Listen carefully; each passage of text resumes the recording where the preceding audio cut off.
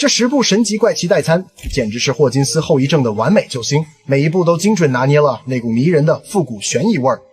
第1部《小丑回魂》，欢迎来到德里镇。作为斯蒂芬金宇宙的重磅衍生，本作将时间轴拨回60年代。它不仅是小丑潘尼怀斯的起源，更是一部精细打磨的年代惊悚剧。剧集摒弃廉价惊吓，着重构建粘稠阴冷的心理压迫感，完美复刻了美式小镇表象下的腐烂与恐怖。第2部《星期三》，这部剧把怪胎的魅力发挥到了极致，看着星期三在满是异类的学校里冷着脸破案，真的太爽了。蒂姆·波顿把画面拍得像暗黑童话一样精致，既有青春期的躁动，又有让人欲罢不能的悬疑感，一旦点开，根本舍不得按下暂停键。第3部《鬼入侵》，这不是一部简单的鬼片，而是披着恐怖外衣的家庭悲剧。希尔山庄的阴影笼罩了克兰一家的一生，双线叙事极其精妙。著名的第6集长镜头直接封神，吓人的从来不是鬼，而是那种深入骨髓的悲伤与破碎感。第4部《暗黑》，德国制造的烧脑巅峰，同样是核电站、失踪儿童、时间穿越，但它构建了一个严丝合缝的闭环逻辑，4个家庭3代人在3个时空的纠葛。如果你喜欢霍金斯的悬疑，那温登镇的英语和哲学宿命论绝对会让你跪着看完。第5部《路德灵异侦探社》，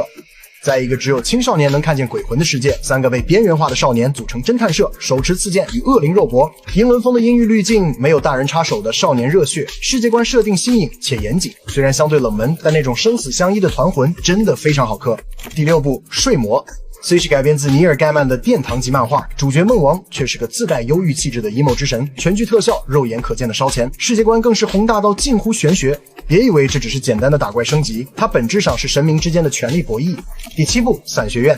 这剧简直是超英界的一股泥石流，一家子全员疯批，拯救世界只是副业，互相折磨才是本命。剧集在荒诞喜剧和末日悲剧之间反复横跳，配乐更是骚的没边，看这群神经病那股子丧气又热血的劲儿，真的太上头了。第8部《恐惧街》，